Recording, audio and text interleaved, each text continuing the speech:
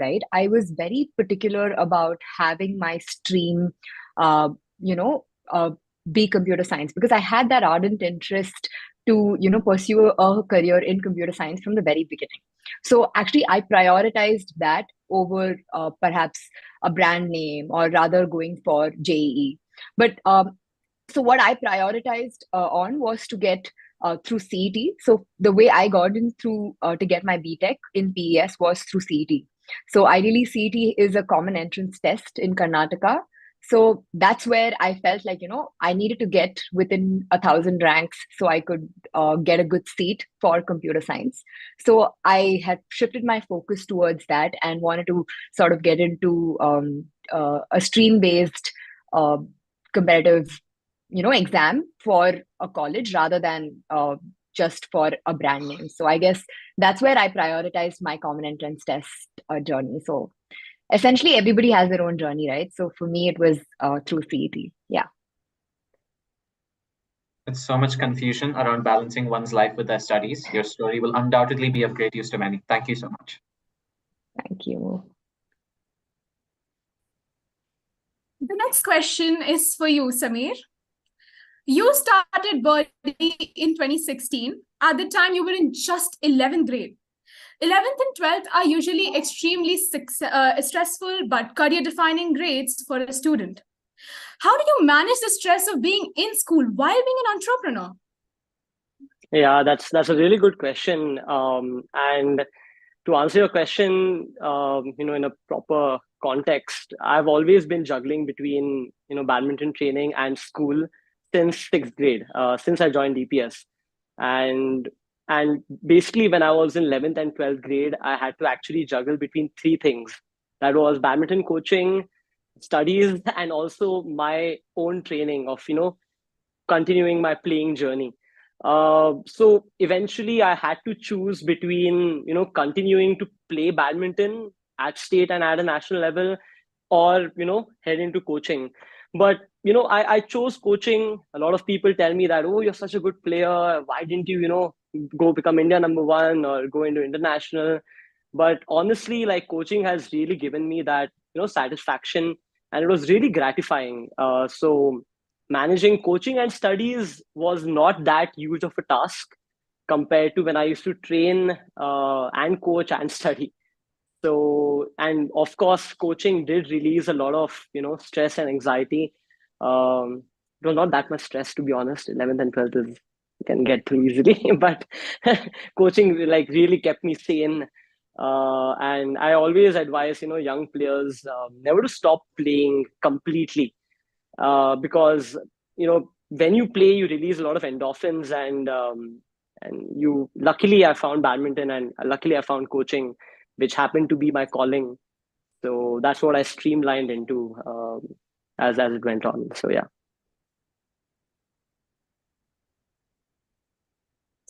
Thank you so much. Being 11th graders ourselves, we can completely understand the stress and anxiety that comes along with the grade. It's very inspiring how you handled it. Thank you so much. Okay, this question is for you, Nivedita. So, what really pushed you to pursue a career in computer science? So I think there are multiple reasons, but the first and the biggest reason as to why I pursued computer science is because ever since a young age. So my mom also started her journey in computer science and did her BTech in computer science when computer science had just started off, and this was when I think C or C++ as a language was just invented. Okay, so I grew up understanding, learning these philosophies, and we had a lot of discussions at home also, regarding computer science, regarding technology as a stream. And it was a lot to do with how much my mom motivated me. So I would say my mom was my biggest inspiration to choose computer science as a stream. And also secondly, I felt like I've always had this like pure love for mathematics and analytics. And that I would say, because I used to take these olympiads in school, these SOF olympiads in school, and I actually like so that was also a very big thing, right? So I really liked solving problems, like problem solving and those things. So I felt like computer science was sort of like made for me in that way. So I felt very passionately about it. So 11th and 12th was and also in 11th and 12th, I had like I had taken computer science as my elective, which again led me to pursue computer science as my subject of choice. Yeah. I was going to take electronics, Nivedita. Thank God I took computer science. Yeah, I'm so glad you did though. Yeah. Thank you for that insight on your choices. Choosing a career path is always scary, and hearing the experiences of someone successful in their respective field is always great. Just one more thing, just do what you love. And honestly, if you like do what you love, you're already like 90% there. So, Very true. I would say that's definitely the first step. Yeah. This one's for you, Samir. Most Indian parents strongly recommend that their kids stay away from cultural and sport related activities in senior high school. What were your parents' reactions to your goal of pursuing a career in badminton? Yeah, in my case, it was the opposite. My parents told me to continue badminton, whereas I, like a fool, only wanted to study. So uh, you should never stop anything if it's really helping you and always improving your mental health. And I think that's something which during COVID was a big topic, and even now it continues to be. And for me, badminton really helped me in my studies, and also vice versa. So sport really does that for you, and in fact it helps you focus more on studies. In fact, you're even more motivated to study, when you do some activity rather than just studying the whole day. So I think a fine balance between both will like really help you in both aspects. And especially in 11th and 12th grade, where everyone is hell-bent on just studying throughout. And I never it never worked out for me. So yeah, again. I think it's school, right? Like even DPS as such, Yeah, they promote extracurricular. This is one of the very few schools absolutely. that really, really pushes for extracurriculars, even in your 11th and 12th. And I still remember that significantly well. And Yeah, honestly, kudos to that, right? Because I saw my friends really struggle in 11th yeah, and 12th in other schools. And I think I had hands down the best experience when it comes to, the overall extracurriculars and studies yeah. in DPS. A Yeah, 100% Nivedita. And I think, as you said, right, as you rightly said, like DPS really created that, soothing environment for us correct. to not feel any stress per se. And we just Yeah, got through yeah, very smoothly. So, yeah. yeah. Thank you so much, Samir. I think parent support is one of the most career uplifting parts of life that a student can experience. Yeah. And it is enlightening to hear your experience with it. Thank you. This question is for you, Navedita. So, in your school and college years, you participated in many competitions and events. Do you consider these sorts of like opportunities a vital part of getting a good job, or just something to push yourself ahead a bit? Actually, I would say these are more important than anything else to get the best or a dream job. And I would say that out of experience. So, I would weigh like my CGPA to be a 50% on the scale. Then I would weigh these competitions and like real world experiences another 50%. Because I would say that when you go into the industry, right, you're expected to solve these real world problems. And you would get that exposure when you go to these competitions, when you have experience solving these problems in, and you're put into this pressured environment of having to solve these problems in limited time frame, and you're trained to be able to handle any situation. So I feel like in that way it's definitely very, very important that you sort of diversify your portfolio also, right? Instead of just looking at your subjects. I mean, I'm not saying that they're not important. In fact, your subjects are very, very important, but it's very, very important to apply them. And applying them is where all of these competitions and extracurriculars really come into play. So definitely, yes. Yeah, very well said. Yeah, Yeah, networking and meeting new people is always a good thing, exactly. regardless of whether it boosts your career or not. So it's interesting to hear Yeah, your side on this matter. Thank you. yeah. All right. The next question is for Samir.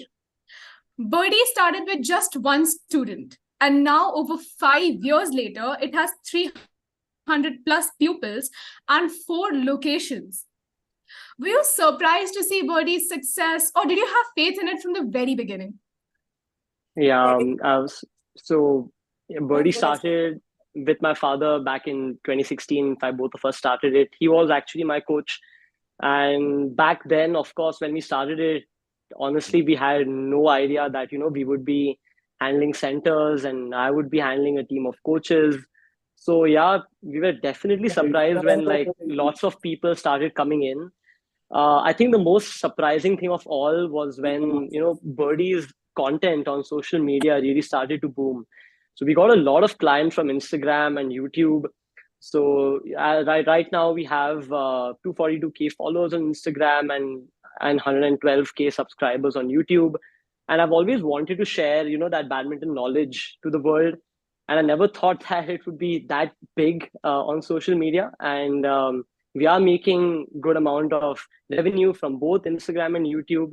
And I think in the future, all like people are just going to create content and just chill at home and earn money. So I think content creation has become really huge. And I think when you're in a service field and when you're working on a business, it becomes so crucial to showcase what you're doing. As they say in Hindi, "Jo dikta hai, wo bikta hai." As much as you Yeah. see, more you see something, the more it sells. So that was the logic of creating a lot of content for Birdie. And yeah, I didn't know that I would come this far. So yeah. No, but I didn't doubt it. I didn't doubt it for a second also.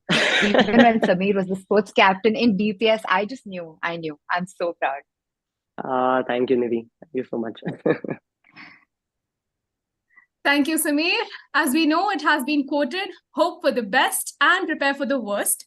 And Birdie's journey and your perseverance in your endeavors of the company totally encompasses that. Thank you so much. Thank you. So this next question is for you, Nivedita. You were the head girl of DPS in 2019. How has this position affected the way you approach things? Do you feel that it was good preparation for dealing with real life? I think definitely, right? And for me, being head girl of DPS was more of a it was a dream of mine, like I was in DPS from grade 1 to grade 12. Okay, and I saw so many of our head boys and head girls do amazing things, and they are doing amazing things even now. Okay, so I still remember, I think Daniel Kurian was our head boy, and I was Yeah, very, definitely. very, very inspired. I was so inspired by him. And actually, that's when I really had this urge to do something, to get in this position of being able to do something for my school, to give back to the school that gave me so much, right?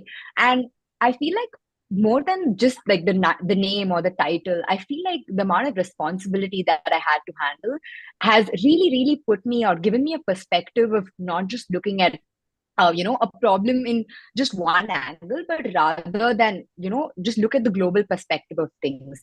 And I had a lot more exposure to different aspects of leadership, which is again very important in the corporate world. And I see that even in small things, right? Like even when it comes to forming a small team in a hackathon, when you have good leadership skills or when you have good like public speaking skills, you automatically become you become a very a good contender, right? And it gives me these skills to sort of easily navigate through my career, which I would say is something that only comes with experience. And I feel like being the head girl of DPS in such a big school like DPS was honestly the best feeling, and it was an honor, and I learned so much from that. So definitely it's something I'll take with me to my grave.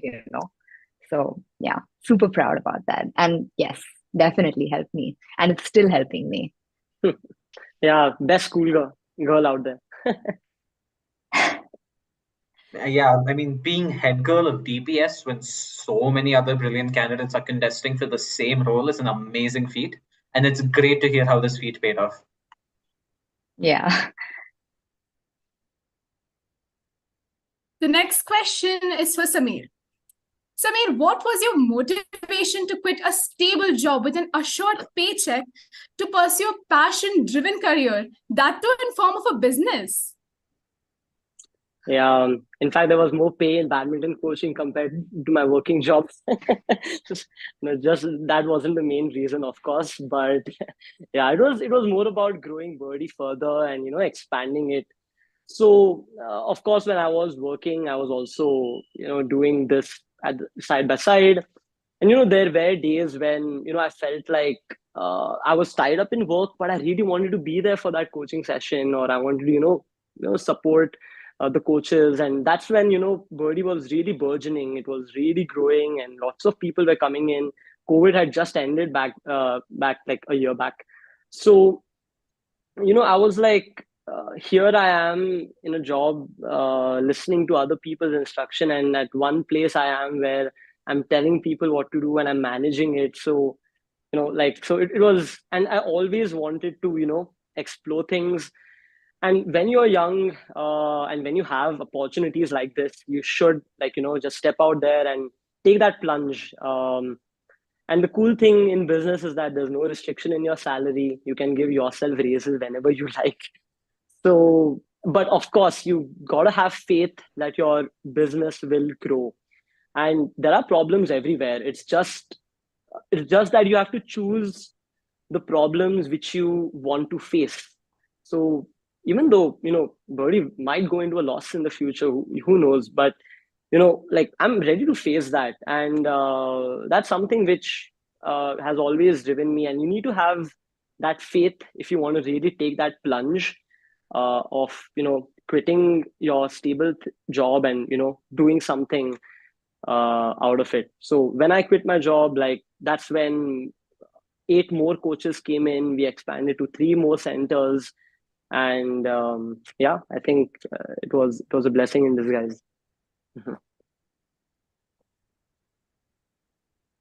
Yes, new experiences is what life's all about, and taking risks has been and always will be a significant part of it. Thank you Yeah. so much for those motivating words, Samir. And also, one more thing which I forgot to add is that when you're young, the reason why you want to explore more things is because you don't want to be bound by just one revenue stream. Like, even for Nivedita, for example, right now she's doing her job plus algo work. So that provides two income streams, and that's something which a lot of people are heading into now. And because of recession, because of a lot of things, you want to have a lot of skills with you. It's not just one skill which is going to help you in your career, but having a lot of variety of skills which really will put you into good position. So even if you lose your job, doesn't matter, you have something to go back to you know I think that's so well said because actually, when I graduated, we were in the peak of a recession, and Yeah, like even getting my job right now was not the easiest thing, right? I had to go through multiple rounds of interview, and days were very hard. Days were very hard, very uncertain, and very stressful, I would say. But I think, like you said, right, we shouldn't be thinking about like we shouldn't be thinking about whether we have money for the next meal. Rather, it should be it should be something that comes and goes, and we should be happy doing what we like. exactly. So definitely, Right. yeah. Yeah. That is so well said. Thank you so much. The next question is for you, Nivedita. So the tech industry is currently in an uproar about recent developments in things like AI and machine learning, especially with regards to AI taking over lower level jobs and ethical concerns relating to AI. So what are your thoughts on these issues? Okay, so actually, I think they're very valid concerns, but at the same time, I would also say there are also a lot of valid solutions coming for those concerns. So why I would say that is also because so my specialization in college, along with computer science, was machine intelligence and data science. So essentially, I'm working with that field, and I understand how it's drastically grown over the years. And um, so, like I said, right, like so when my mom had done her computer science was not even considered a real engineering degree. I'll tell you that much. But now it's one of the booming. It's the most booming field for any career or tech career, right? And likewise, I feel like machine learning has a lot of potential to grow and create a lot of job opportunities as well. We have job roles like prompt engineers, data scientists, we have ML engineers. We have a lot of people who can now use AI and create jobs. You have content creators now using AI as a part of their daily routines, making content every day. Exactly. Like, I mean, Samir probably knows that more than anyone else, right? So I think in general, I would say we should take AI to be our friend and we should sort of embrace it because I know it's definitely going to grow and become big. And I feel like being a part of the tech industry, I'm very excited for the opportunities it's going to create. Definitely, I do understand that these concerns are there. And there's also a saying, right? Like humans are usually they fear things which are new to them or that they don't understand. So I Yeah. would say that instead of fearing those things, we should, try to understand and embrace them. And I feel like that would take things so much further, and we could actually make the most out of it. So definitely, that's something I would say we should change our perspective in thinking about it. Yeah. Absolutely. Yeah, with so much discourse around this particular issue, the words of someone actually working in the tech industry is invaluable for this particular situation. And it's always interesting to hear people's perspectives on such divisive issues. This one is for you, Sameer. In a market saturated with dozens upon dozens of small academies that fail to get off the ground, what did you do differently to set Birdie apart from its competitors? Yeah, a really good question again. So when we started Birdie, our whole aim since the beginning has been to inculcate sports in kids.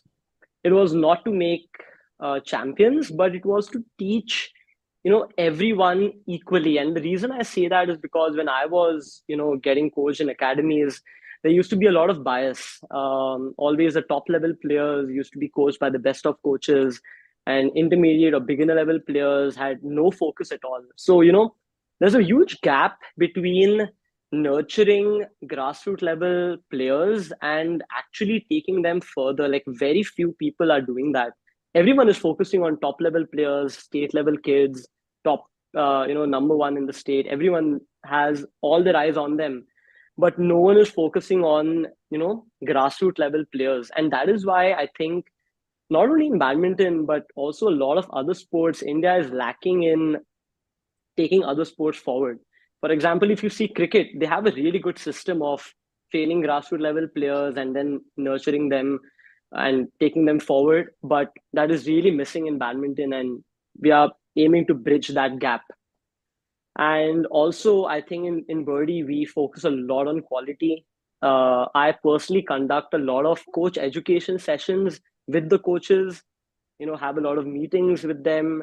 And I like to say that, Birdie is not just me, but it's the team which I'm with.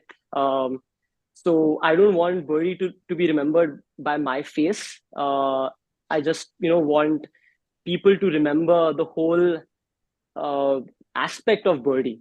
So there's a story of Pixar versus Apple where Nivi is working at. So Apple used to be recognized just by Steve Jobs. And when Steve Jobs actually quit Apple, there was a big loss, I think in 1990s or something. But whereas Yeah. Pixar always, maintained its quality, there was no one person in Pixar. It was like a whole team bringing together that whole company. And no matter whoever left Pixar, that brand was still there. And that's the vision which I have for Birdie. So yeah. That's amazing. That is wonderful advice for all the business aspirants around here. Thank you so much. And we're so happy for you and Birdie, of course. Thank you. Okay, this next question is for you, Nivedita. What inspired you to start working on a project like Algo Ally? So I think throughout college, I actually did work with two startups, and I had started a nonprofit, and I was working on a bunch of projects here and there, and I realized I actually learned a lot through the way, and my journey into competitive coding and to get into Apple as a company itself was something I felt like if I had someone who could mentor me through that process, because I know that a standard college education is not, I would say, enough to get into a FANG company or a very good software company because of the competition, just the sheer competition that we have in India, right? We have about what 3-4 lakh applicants for one position, right? So to be able to get that position, it's you have to be the best. And a lot of it is to do with smart work more than hard work. And I realized that with time. And I realized that when I started my journey to prepare for these companies. So that's where I wanted to help my fellow classmates and my juniors and whoever else is aspiring to get a good FANG job in a tech company, because I know the perks that I have right now, and I really wanted everyone to be able to get a fair chance to be able to get into these jobs. So that's when Algo Ally as an idea kind of springed up, and we wanted to sort of make that process easier. We wanted to curate all of the things which are important and make it easier for students to do smart work rather than hard work to crack these companies. So that's where Algo Ally came in, and thankfully I had my coworker and my mentor at Apple to sort of support me in this journey, and he also did mentor a lot of people in companies like Geeks for Geeks and Coding Ninjas before this. So he, with his expertise in teaching and with my experience with college students, we felt like it was sort of the right opportunity to start Algo Ally. So that's where we started Algo Ally. Awesome. Congratulations, Ravitra. Thanks, Amir. Inspiration Pro Max. The motivation that goes into creating a project is often just as important as the concept of the project itself. And it's enlightening to hear why you started working on Algo Ally. Thank you.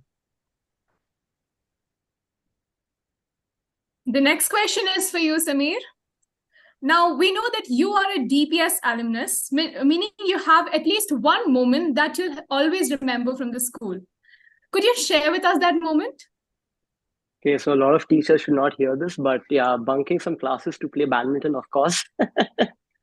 But yeah, usually it used to be English classes. Yeah, no offense to the teachers, of course, but yeah, of course, whenever I had some time and a little bit of cheeky, just going out there and playing. But yeah, that was just one aspect of it. But I think, as I've said earlier, the whole experience, how the school used to, even take us to trips for badminton tournaments, and the whole management, the support which was given by Manila ma'am, Ambika ma'am, Preeti Sudha ma'am, for allowing us athletes to give our exams later. That too, even final exams. Can you believe it? Like half yearly final exams. We used to sit in the library and give our exams later. So those are some of the memories which pop in when from school. So yeah, it's great. I think I couldn't have asked for more. So yeah. Thank you so much, Samir. Although every school student comes out of school with various experiences and memorable moments, we DPS students like to think that our school is truly unique when it comes to memories, and your story definitely proved that.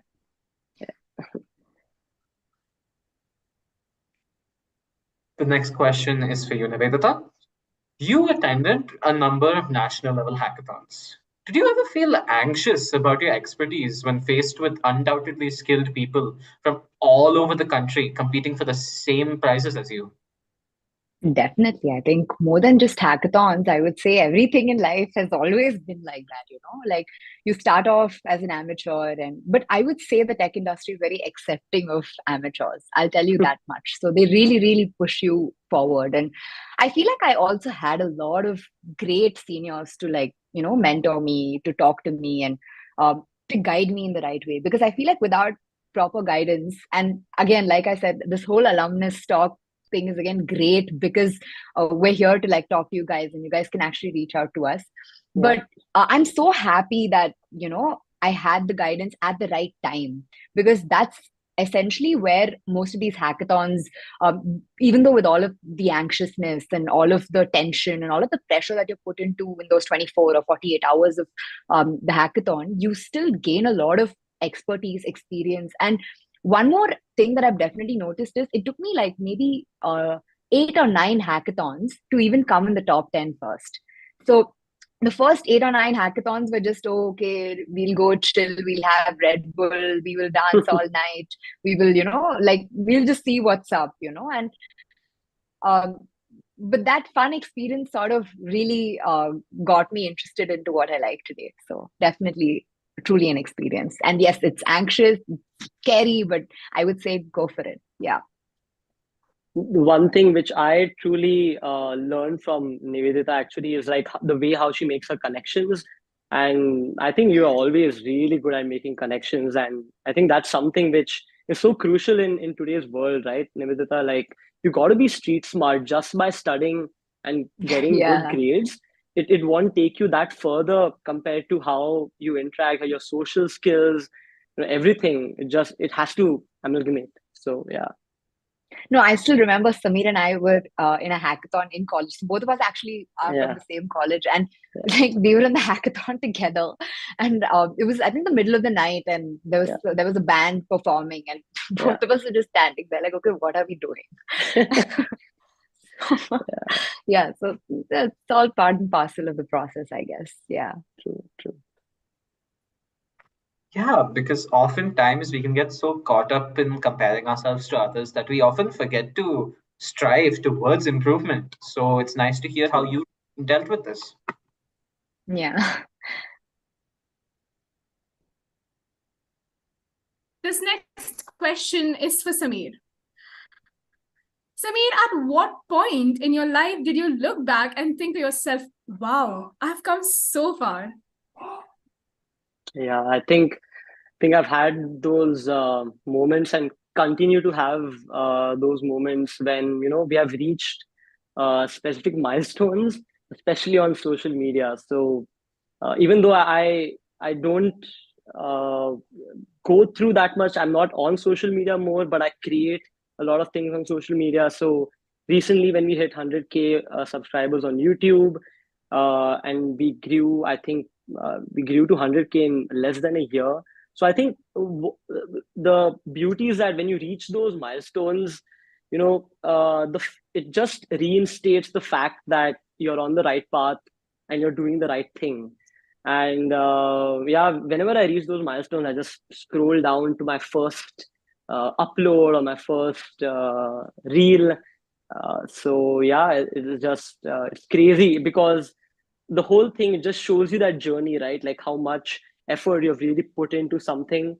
And that's why I think in nowadays in today's world, journaling or documentation has become so important, and that's why I encourage a lot of people to showcase what you're doing, and yeah, just make your life into a movie which you want to see. Google Analytics ki jai, dude. I swear, Google Analytics ki jai. And also, like to Thank mention you. that, yeah, sorry. Should I? No, Is it go okay? ahead, go ahead, go ahead. Yeah. No, I was just saying is that please don't take my class bunking as an inspiration.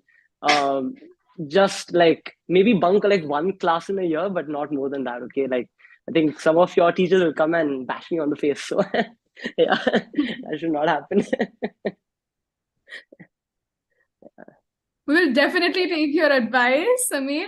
I think being able to confidently say that you have achieved your dreams is truly a wonderful experience. And props to you for putting in the work to be able to do that.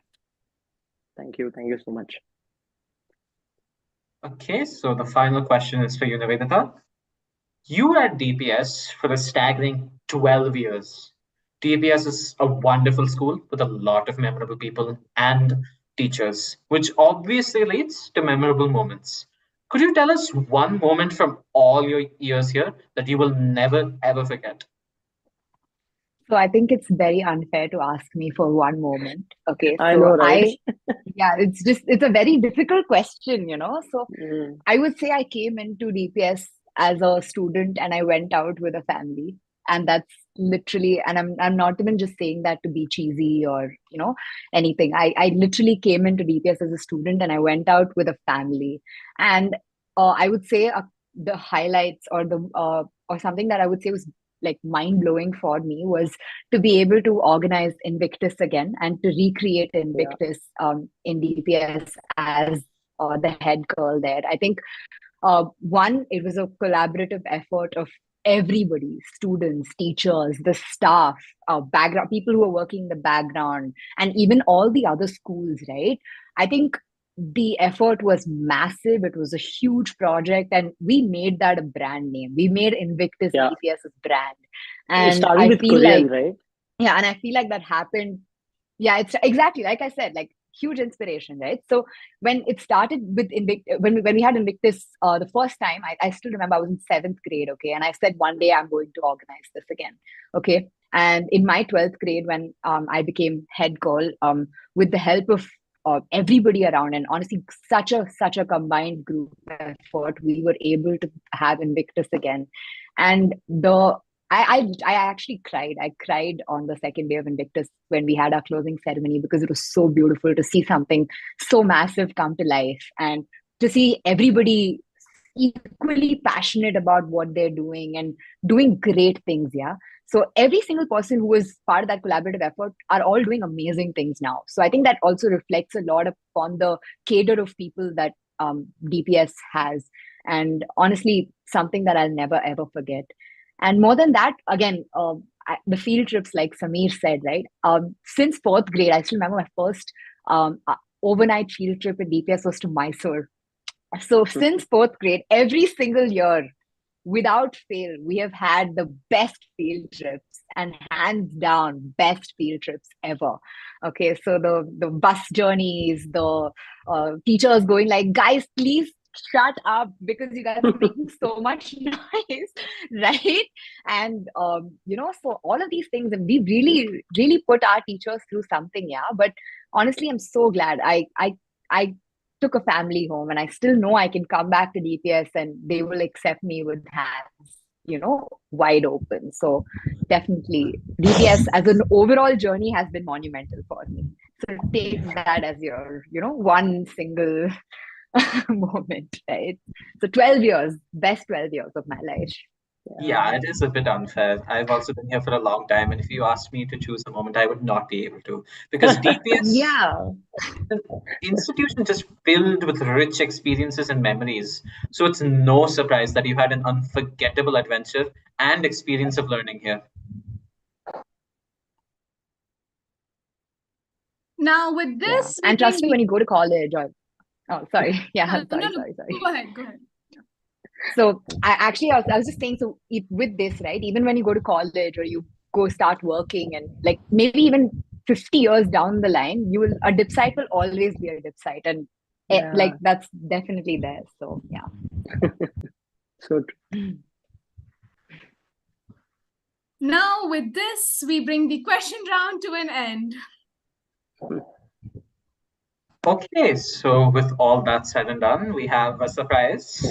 Just one more interesting segment to participate in, that being a trivia round. Oh, Today, we, the hosts, have brought to you a fun-filled audio-visual trivia game. In oh, some God. questions of this In some questions of this trivia, you will be shown a picture or a possibly familiar sound or video will be played, and you have to guess what it might refer to or be.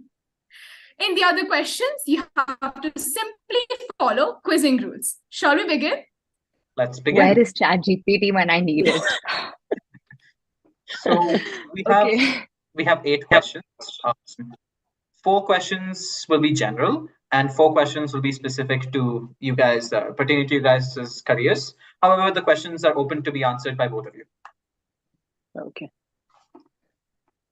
Okay, so our first question. This famous badminton player is from Bangalore, and his academy is an official partner of the TPSC Sports Department. Can you name the player and his academy? Yeah. Should I go for it, Nivi? Should you know? Yeah, I mean, I know this question is for you. Okay, I Oh, is mean, it's it? quite Okay. obvious. Yes. Huh. Yeah, so it's Prakash Padukone, and he has his Prakash Padukone Badminton Academy. Now it is Padukone Dravid Center of Excellence, which is there. It's a beautiful place, in fact, and you should all go visit whenever you have the chance. Really huge sports complex, lots of badminton courts, and not only badminton, there's also cricket, tennis, basketball, swimming, name whatever sport. So yeah. Oh God, I'm so scared. Yes, that is indeed correct.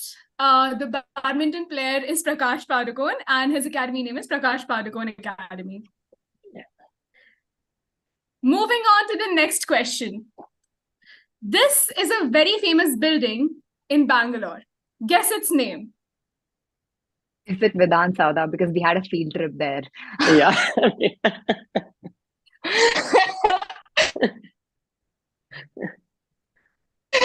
That is absolutely correct. It I is the still Vedant Sada. remember they took us all in like cute buses there. And we are okay. I think you got to cut a little there. Yeah, that's okay. Okay. Need. Okay. Oh. So we will be playing a sound. Just try your best to guess what it is.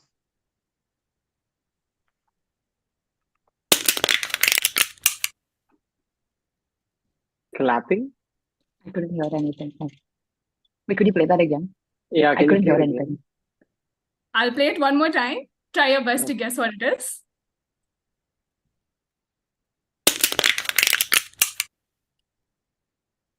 Tapping. Is it like the tap dance that we do? I think it's just like typing very fast. Yeah. Oh yeah, that's a good Yeah. answer. Yeah. I feel like that's a very I think familiar sound. yeah, I think you're spot on there. Yeah. Is Typing that your like final answer? yeah, typing vigorously. For me, it's tapping. Well, yeah. I think you're both wrong. Unfortunately, that was a very good try, but it is Ah, incorrect. The correct answer is a can finger. Whoa. Wow. Look at Crazy. this perspective. Look at this perspective of us. I know, right? You just mentioned Red Bull. We should have guessed the Yeah, I cat. just mentioned Red Bull. Oh my God. Yeah. Okay.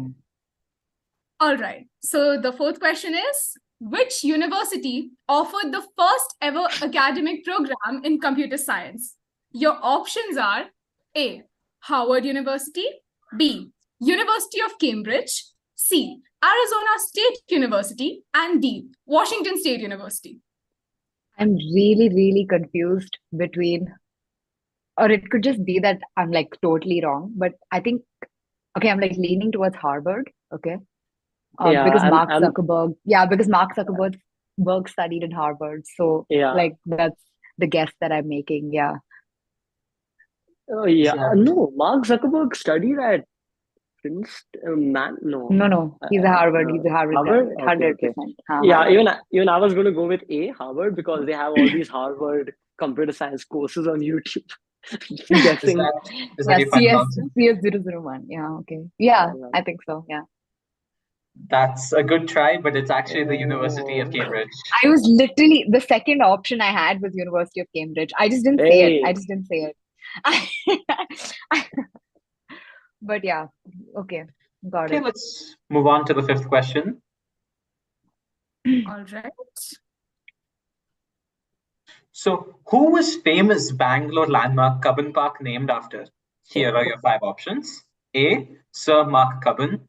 B. Captain George Cubbon. C. Cubbon James Sr. D. Dr. John Cubbon Jr. And E. The Honorable Robert Cubbon. No, I have no idea. What? What is I think in MCQ they always say no, option C, you have to go for it. That's the best No. one. You should go for option B or option E. Yeah. I think I'll go with option D then. John Cubbon Okay, you're going Jr. with option D. I am going to go with option B. It's B B, or E, is it? 100%. Yeah, B or E. Oh, is See, it? because honorable is there. So honorable is like they'll only do it to someone who's honored. No. So Oh, smart. MCQs, dude, MCQs. What Yeah. about Sir? Okay. Even Sir might be there. Okay, but anyways, yeah. Dude, Yeah. Mark Cuban, like Mark Cuban doesn't seem like a very, yeah, I don't think so. Yeah. Okay. Actually, let's go with E. I'll go with E. You go with D, Okay. I'll go with E. We'll see. Done. So is that your final answer? Yes. Yes. Yes. Unfortunately, both of you are wrong. It was a very I good knew try, it. but it's so not coming. Had to Oh be my that Sir God. guy. Really? Samir, we're going to become such memes on Instagram after this. I think they'll make like reels on us. Let's We had Yeah, mix a up. like, we oh, had a lot of fun coming up with the honorable alumni don't options. know Hello. where Kavan Ka comes from.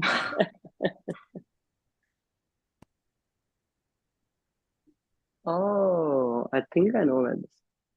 Do you know, maybe? Now, Yeah, I think I know. this is I the have a sixth very question. Sorry. This is the sixth question. We will be playing a video of an iconic Bangalore area, and you have to try and guess which place it is. Church Street. Hmm, I knew it was Church Church Street. Street when I saw that first Church thing. Street. Yeah, when I saw that, and I saw that Lacoste also, it's Church Street. I knew it even before the video played, anyway. Just Yeah, I mean, joking. I knew. See, I also knew. I just like I was like, okay, let's not get too ahead of ourselves. We've been Yeah, doing terribly in this trivia till now. Yeah. So Church Street is your final answer. Final Yes. answer. Well, that's absolutely correct. It is Church Street. You guys were spot on very I quickly. love how both of us answered that like without any doubt. I know, right? Says a It's a lot. That's very an iconic indication how Bangalore many place. times we have been there. Yeah, I yeah. mean, During our education, we have really explored Church Street. Okay, so we'll be moving on to the seventh question. This is DPS themed. So over the years, DPS has grown immensely with a lot of different blocks. Can you guess which Greek letter is not the name of a DPS block? Dude, I was there till Sigma Gamma. So I think it's Sigma Gamma D. is there for sure. Okay. Zeta block is there, oh? It's Okay, there. iota. Pakka it's there. Yeah. Okay, Iota. so D. Iota, you know. They're not good. Iota. is iota your final answer? Final answer. Yes. Shoot, if this is wrong, no. Then I'll just blame it on the IB kids in DPS because I don't know. I don't know. Oh, thank God. Let's go.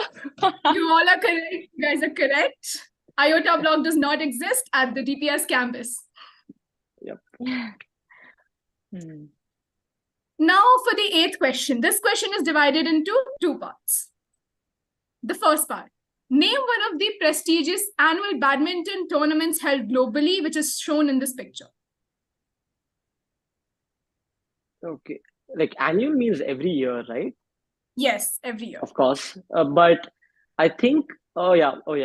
All England championships. Is that your final answer? Final answer.